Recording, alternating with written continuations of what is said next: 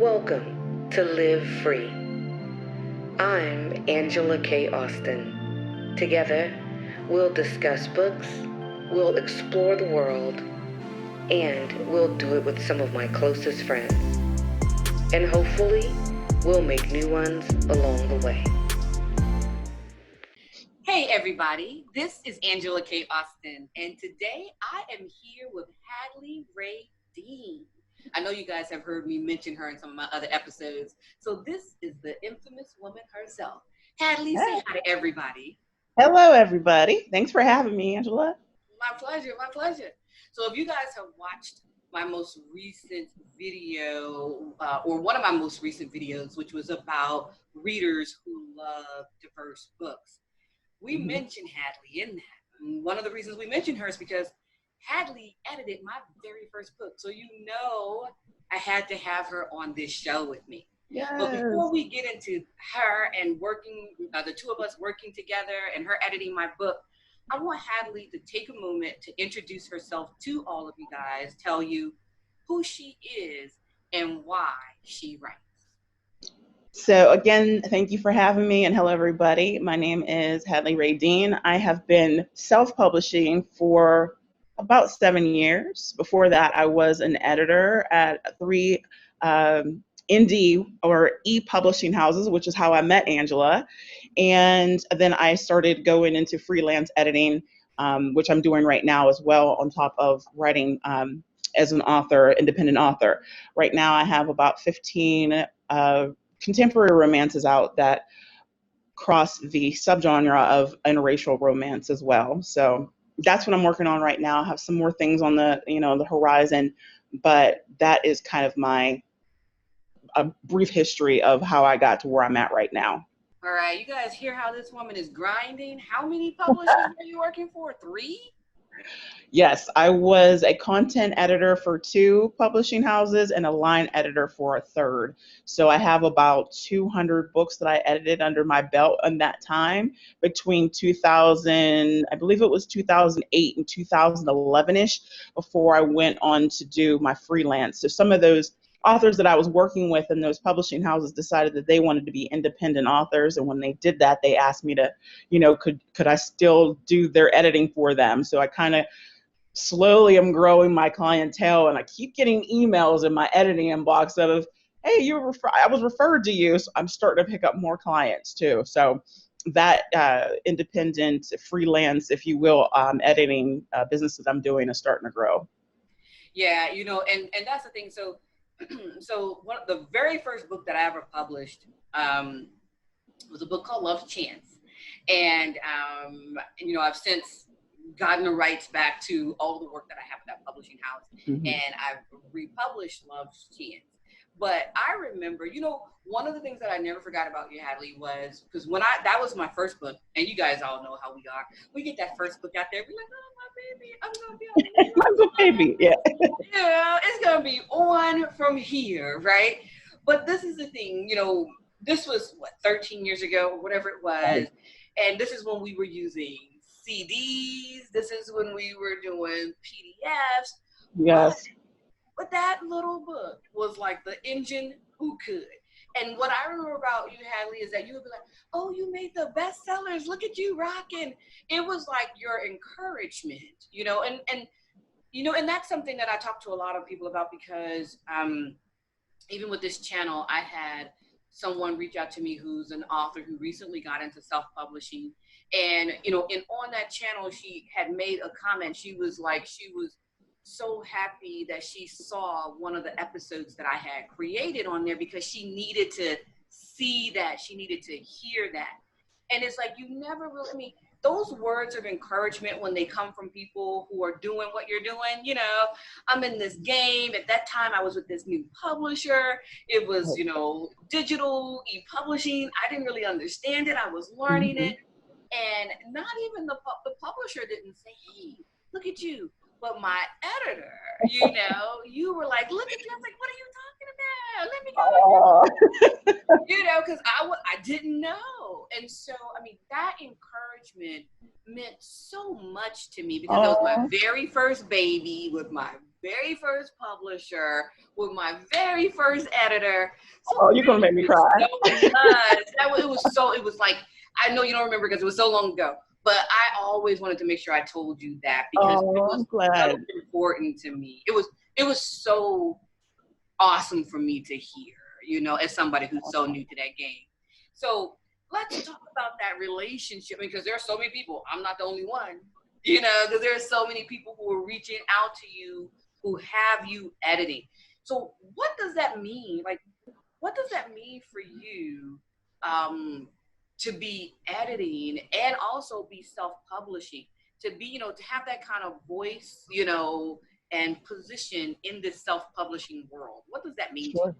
So as an editor, being that that's how I started, and I made my relationships with some of these authors that way, like that is your book baby, but to me that's kind of my book baby too. Maybe I'm that's my niece, you know what I mean? I'm auntie to your book. And whenever I see it flourishing, doing well, making that bestseller, like I'm proud, you know what I mean? Like, look at that soaring, like we worked on this, we batted around ideas, made this better, made it shiny, made it new. And whenever I see that taking off and doing well, I'm proud of that. And I really do. It's funny that you said that, because I do go back to my authors, and I also go on Amazon and I'll look at your reviews just to see what the readers are saying. And if they're saying that, you know, your editor missed something, I will go back into the manuscript and change it and then send that updated copy to my author so they can upload the new one onto Amazon, because I take that personal when I say, you know, when I see that there's readers that are saying that something was missed. And I have that relationship with my authors. I talk to them all the time.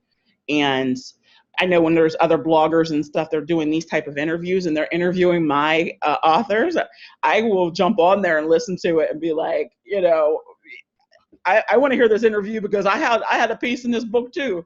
So it means a lot to me to work with these individuals and help them, you know, making their book shine and make it go into that best-selling atmosphere, if you will. So, you know, and I think that's probably one of the reasons why you have so many people like me reaching out to you, because one, you understand it, because you are writing and you kind of understand, you have, you know, not only just skin in the game because you're editing it, you know, and people like me were out there like, oh, you know, when people ask for a short list of editors, they're like, who can I contact? I'd be like, I got like 3 people I can send you to. You know what I mean? And like, you were one of the 3. So, so not only do you have that, but you also have skin in the game because you are an author and you know how important. And, you know, for people who are listening to us, man, when you write a book, I don't know anybody who's a writer who would say that, you know, they put it out there and they forget about it. It's like, you know, we all know that Erykah Badu statement, right? You know, I'm an artist and I'm sensitive about my, you know, it's like, because we are sensitive about it. It means something to us. Absolutely. And quite frankly, for me, I want people who are on my team who care about the product, and it's not just about getting that extra dollar, you know, because we're all on the grind. We all are on the grind. We're all trying to sell our books. We're trying to get more content. We're trying to promote, you know, but you still want somebody who cares and helps you create a really good product. So, you know, like, so when we came together all those 13 years ago, I was just like, yeah, you know, because you're so excited, guys. When you get that first contract, you're like reading it, and you're like, oh, what does this mean? And they're going to have rights for how long? And they're going to do what? And but then when you're into the grind, and then, you know, like when you get to say to somebody, oh yeah, my editor is working on that. You know? It makes you feel like you're doing something. You're like, ooh, I have an editor, people. You know, so it's like it's one of those things where when you can have a good, healthy working relationship, because I know friends who have like literally it's just, you know, for people who are trying to figure this out, you know, understand when you're putting your team together, in my opinion, editors, graphic artists, the publisher, all of it makes a difference in the quality and your content, because if somebody doesn't understand your voice during the editing process, they may completely change your voice. Can you talk to people about that a little bit, Hadley? Because this is one of the things, like, I don't want people to think like, oh, you're just like territorial and you don't want to listen and you don't want whatever. I literally mean you want somebody who is a good partner. Yes. Understands your voice. Can you help people kind of understand that, what that means? Yeah, so I've worked with authors that have told me, have had nightmare stories of working with editors that were so stringent on what this is how it should be, your grammar is off, or changing this, it doesn't look right.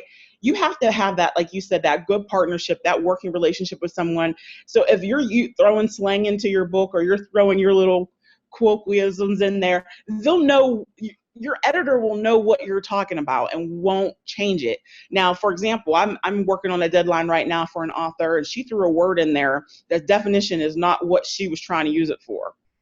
So instead of me changing it, I sat there and I gave her a comment. Is this what you meant? Because this is what the definition of this word is. It doesn't go with this line.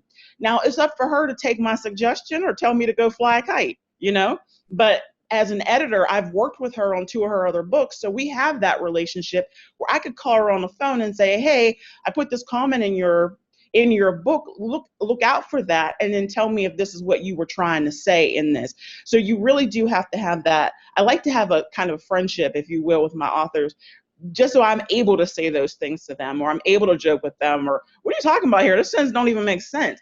And be able to, talk with them like that, and not have them feel like they can't come to me and ask questions or take my advice when I give those suggestions. So I think that it is important for new authors as well as seasoned authors that find that editor that knows your voice and is able to have that working relationship with you.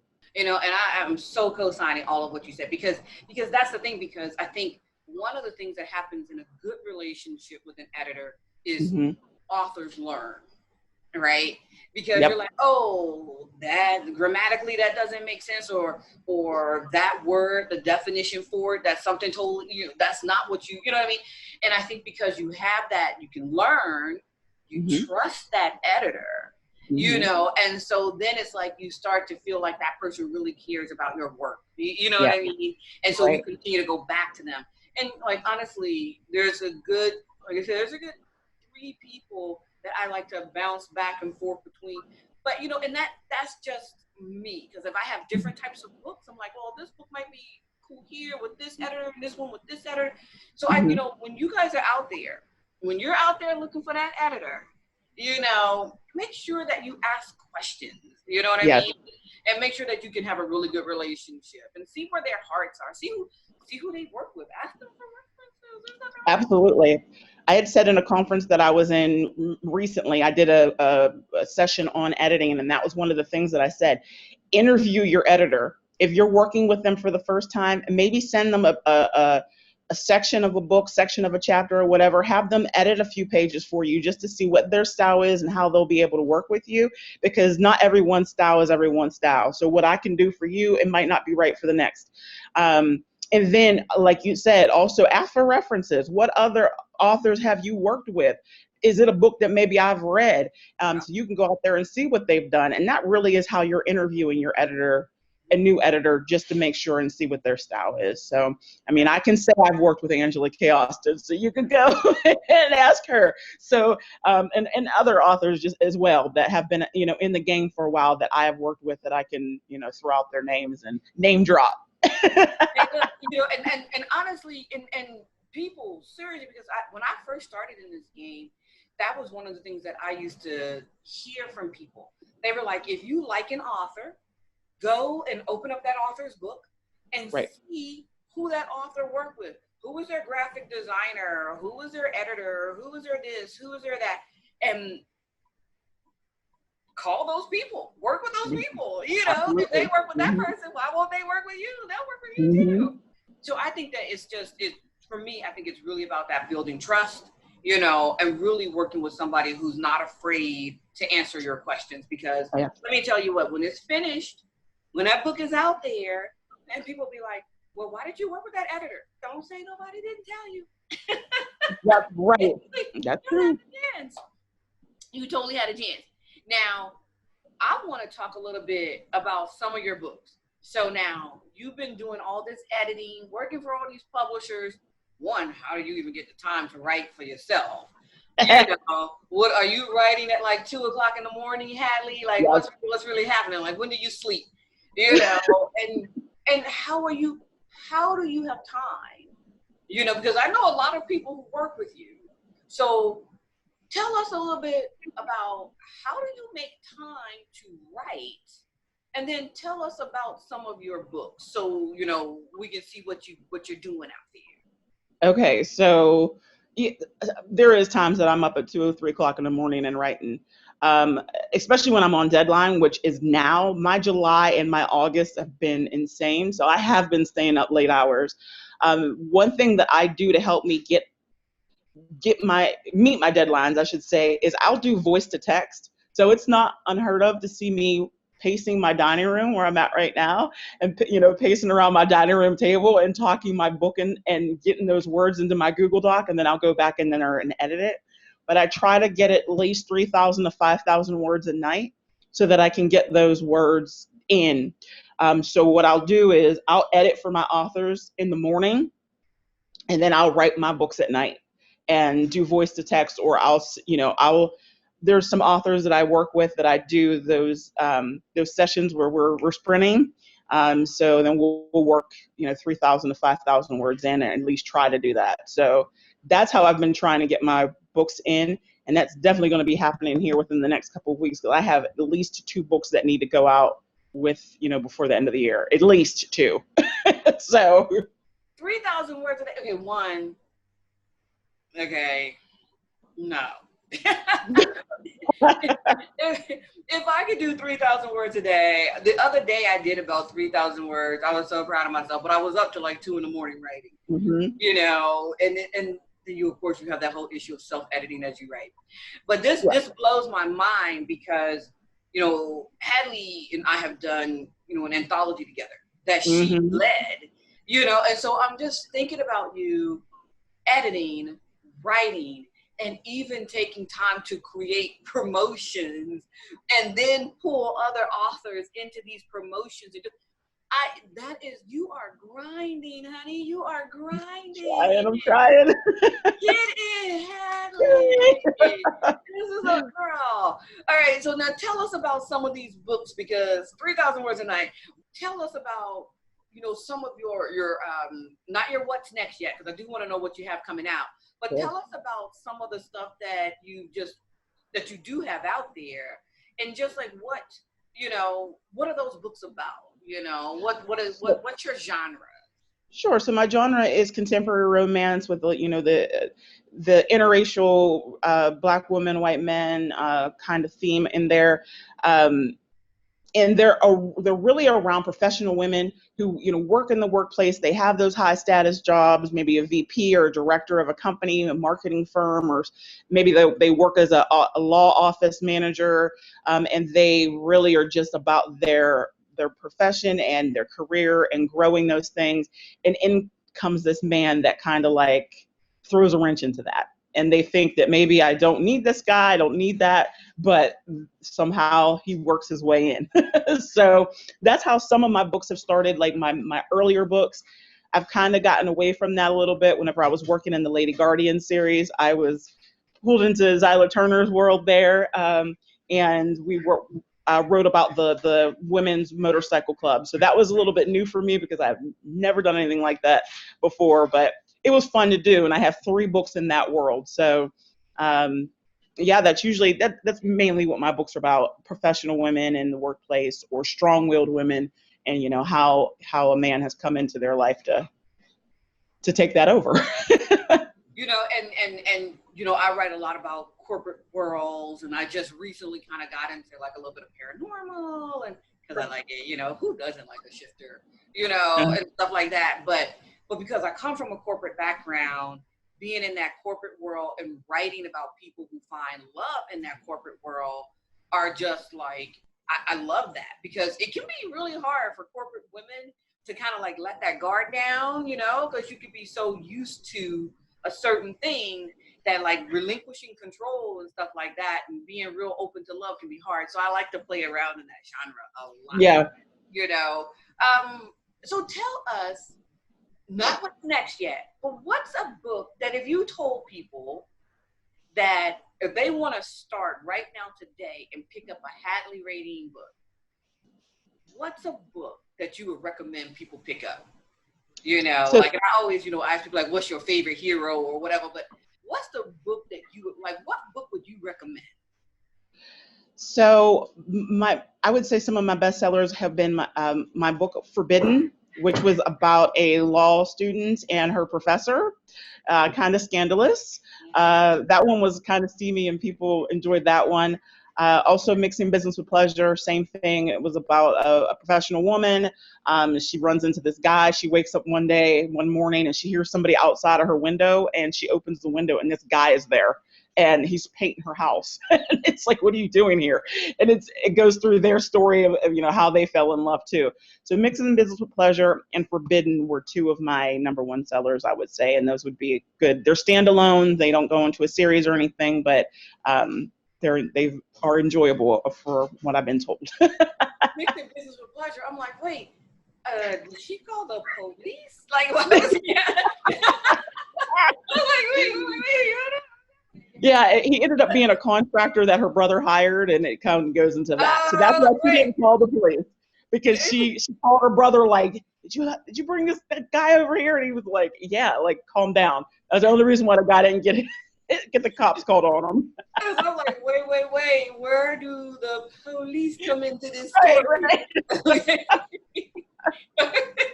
Okay. All right. So now, are those your favorites? Because I always tell people, I know it's unfair to ask authors who their favorites are, but when I think about my books, I always tell people that there is one book that I wrote that I was like, when I wrote that guy, I totally wrote him like wishing that man would walk off the pages and be like, yay, hey, here I am, Angela, find me.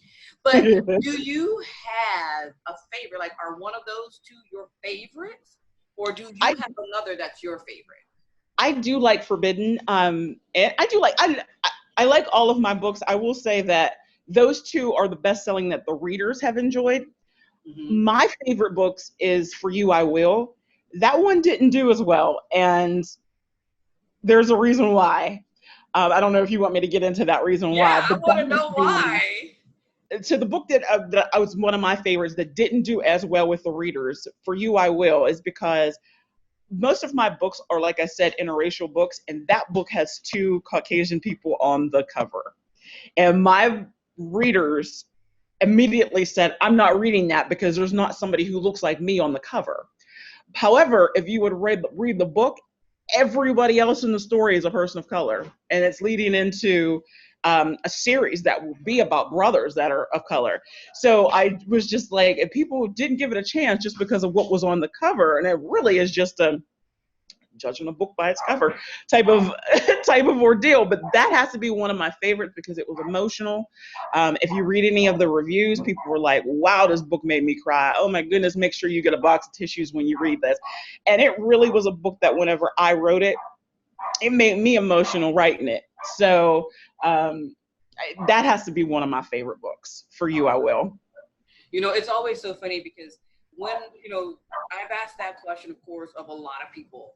And when I ask it, it's always, authors always say the same thing. Oh, but it didn't sell very well. And I'm like, the book that I have coming out really soon, I feel like that's going to be where my stance is going to be. Like, I love it, but it didn't sell very well because I'm going to be dealing with so many things that are important to me. And it's a story that I want to be able to put out there, but you always have that risk. And we run that risk every day anyway, because of the fact that, because I write across, I'll write across genres. And so I will do some African-American, I will do some IR, but I will also go from paranormal to contemporary to women's fiction. And you run that risk every day, which is why so many authors use pseudonyms so they can put some space in between themselves and the different genres. I don't, but a lot of people do, And so it's like, hey, but a lot of people do so they can have that space so that they don't alienate and make readers mad. They don't lose readers, and so that they can, jump and they cannot see, especially the game of indie publishing. It's so dynamic, people. For anybody out there trying to jump into this game, Yep. very dynamic. Get ready for the roller coasters, okay? Yes. They're real. They're real. Yeah. But you love that book, and it's jumping off into a series. So tell me, is that what's next? Are those other books out there, or what? Tell us a little bit more about that series and other stuff that you're working on. So that series it's not coming out this year. It probably won't be coming out until next year. And actually, the conference that I was just in, I had an opportunity to pitch that series to an agent, and the agent really liked the idea. So I'm thinking about getting that together for proposal to send to that literary agent, so she may be able to send it over to somebody, and I'll have it in a traditional publishing house. So stay tuned. That's something I may have on the horizon, but that probably won't be until 2021 because I got too much stuff going on right now. Some things that are coming up, I'm writing as part of a trope, if you will, paranormal. It's going to be the 7 Deadly Sins. I'm Wrath. So I'll be writing about that, and that's coming out in October. And then I am going to be part of the Alpha Christmas series that will be coming out Black Friday, actually. So end of November, I'll have another Christmas book coming out. And then I'm going to be doing a series next year. And so the book, the prequel will be coming out right before the new year for that series. So those are the 2 or 3 that I'm going to be definitely having coming out by the end of the year. And I'm going to try for a 4th. All right, let's count the months. August, September, October, November. Lady, what is the hustle is real, Hadley? And I really had to do it just because I didn't do anything the first part of this year. I was struggling with some health issues. This whole COVID thing happened. I was laid off from my job, which gives me a little bit more time to be able to write because I was laid off from my job. But I didn't have a first book out this year until June. So I'm kind of behind. So I need to get some more books out for 2020 because one book ain't enough. Look, you're not behind when you compare yourself to me. God knows I hadn't put a book out. I hadn't put a standalone book out in a really, really long time. Because even the book that I just released before I leave you was part of IRAE. So I just haven't, and it's just been because there's just been so much going on in my world for the past few years. So it takes so much focus. But for all of my indie sisters and brothers out there, I hope you guys are listening to this woman's grind. Are you guys listening to her grind? This woman is talking about 4 or 5. I don't even know how many books she thinks she can crank out. So I'm gonna try it. Yes. She is a machine here. But this is one of the reasons why I started this channel, because I wanted people to understand that they're not in the game by themselves, and everybody is on a hustle, and everybody's doing something. And even what you just shared there about, being laid off from your traditional employment and grinding on this, and doing this and getting product out there and editing, you're not letting that stop you. So, that to me in and of itself is a hand clap. Thank you. Because look at, that's amazing, Hadley. You were doing some stuff because you wouldn't be recommended to anybody if your product and the quality wasn't good. And then look at all the stuff that you're doing. You should be so proud of yourself. How, being in the game for this long, working for all these different publishers, editing and publishing, how do you feel? What does it mean to you to be here all these years later in this game? It's a good feeling for me, feeling accomplished, having my name out there, some people knowing who I am. I do go, when I go to events, I still hear, well, you're a new to me author. So it's like, okay, well, get to know me. Here's some of my products. So even though they said that to me, that year, the next year when they come back and see me, oh, hey, and they're now following me, and I'm out there now. More people are getting to know me, and that's always good. That makes me feel good when people see me or my new products coming out and they want to buy it. And then even with reviews and stuff, when people say, she's a new to me author, but this won't be the last one that I read from her, that makes me feel good too, that people enjoy my words enough to come back for more. And then also when other authors refer me to other authors to edit their books, it lets me know I did good. You know what I mean? I did something with their book, and they liked working with me enough that they are putting me out there as a referral to their friends. So I get tagged a lot on Facebook when people are looking for editors. Authors that I worked with before will tag me, and then I have a spreadsheet that I work with in Google Forms, and as I go back and look at it, I'll see new authors adding their names on there to work with their stuff.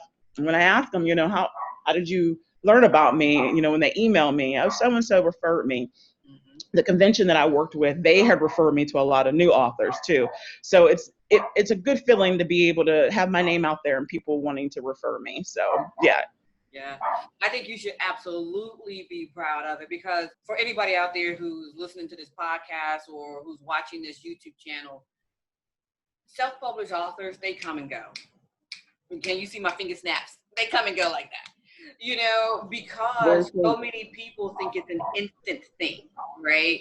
They really think, I'm just going to slap this together, throw it out there. You know what I mean? They're like, people love to read. I'm going to be #1 on Amazon. I'm going to make $10,000 in 1 month, and it's going to be done. But it's not. It is truly a marathon, and, having people who love your work, who want to work with you, that's half the battle, and that's the thing, and every time I reach out to somebody and ask them to be on this channel with me, I'm like, you always want, you can have so many people who say no, but then you have people who say yes. And when you have somebody who says yes, especially when it's somebody that I've worked with, like you, Hadley, somebody that I know, who, we run in these circles, and I'm like, look at what y'all make me feel like. I'm like, I don't have 4 books coming out, Hadley. Why am I? He's like, I am not on this indie. I gotta get on my hustle. Hadley, I gotta get on my hustle, people. Y'all are showing up and showing out. I'm trying to keep up. I'm like, it's awesome. I mean, honestly, because I've been laid off. I've been laid off 3 times in my life. And I tell people all the time, it's like, you have to believe that you have something to contribute. Right. And so don't let that stop you. Whatever your game is, don't let it stop you. So I think it's amazing that you're shifting and you're going in this other direction and you're putting your effort and energy in, and you're like, yeah, that happened, but let me tell you about what I'm doing. You know what I mean? Right. You didn't even take a pause. You're like, I was laid off, but I was doing this, and it's like you didn't even take a breath. It was like you just spit that out and kept moving. So, I mean, I just want to say congratulations, man. Thank you. You were rocking it. You were doing it. Thank you. I knew you were hustling, but I didn't know you were hustling like that, I do it. You were hustling. Congrats, madam. Thank you. All right. So now I know you told us about some of the stuff that, that you got coming up next and everything. Is there anything that people should be ready to click for? Like, what's the absolute next one and when is it dropping? And then how do we find you on social media? So if people are looking for an editor, or if they just want to keep up and just follow you, tell us what we need to do next. Absolutely. So right now, and I apologize, my dog is in the background just doing the most. So if you hear that, I apologize. Okay. So what I have going on right now, like I said, that 7 Deadly Sin series is coming out. It's going to be dropping 1 a week starting in the middle of October. So my brother's Pride is going to be coming up, and then you'll see Lust and, all the Deadly Sins will be there. But I'm Wrath. I believe that book is dropping on October 23rd, but it's up for pre-order right now. So if you go to Amazon, you can click that and pre-order it to show up on your Kindle October 23rd.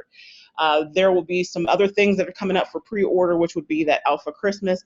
We will be putting those up for pre-order next week, I believe. So you'll see that Alpha Christmas coming out, and we'll be doing cover reveals in that group. And then some of the other books that I'm going to be having come out, those other 2 that I'm going to try to sneak in there. I hope to have that one out by the end of August, and then the other one will be out before the new year. And then there's a whole series coming next year in 2021. As for social media. Right now, I am really, really active on Facebook. If you look up, Hadley Raydeen on there, you'll see me always acting crazy, putting up funny memes. I have a readers group, Hadley Habitué. If you message me, I can always send you that link on Facebook. But I have, active links on all social avenues. I'm on Insta, I'm on Goodreads, I'm on BookBub, I'm everywhere. So if you just put my name in there, you'll definitely be able to find me. All of my books are on Amazon. So. Yeah, and of course I'll have, things linked, in the description for this as well. So for anybody who, just scroll down and you'll see the links and you can just click right on through. This has been so much fun to catch up, Hadley. When I think about how long I've been in this game, I'm like, wait, but you've been around. But what makes me feel good is that I'm not still here by myself. I look around and I see your face. I see familiar faces. We go to the events together.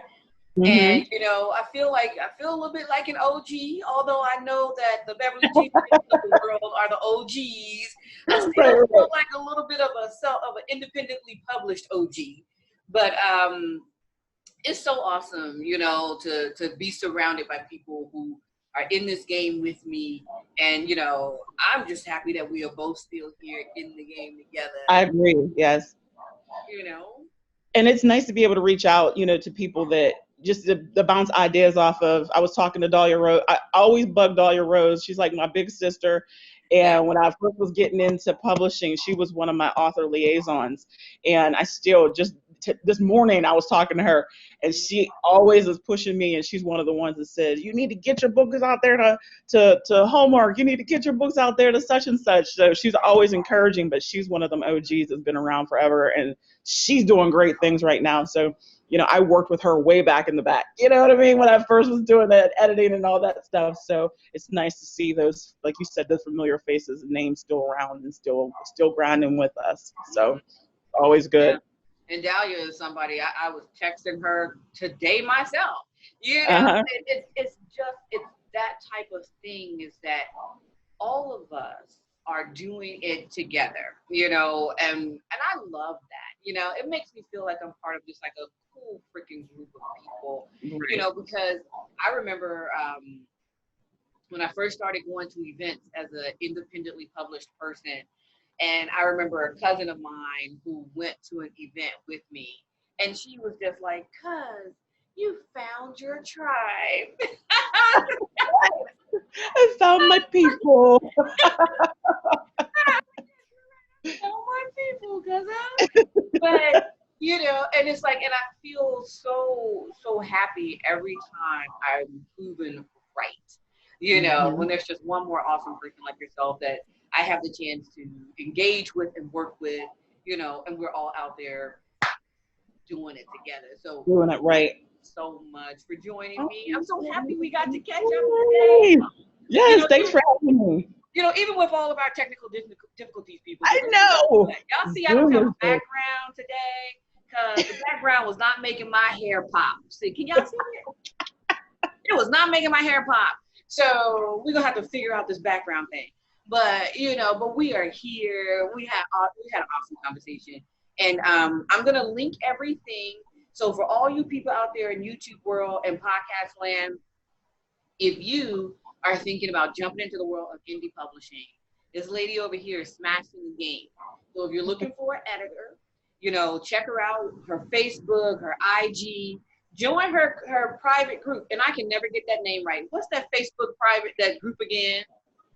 It's Hadley's Habitué, which is my people, pretty much my people who come into my world. Every time I'm in there, I'm like, what is this? What does that say? Yeah, I never knew how to pronounce it until just now. I was butchering that big time.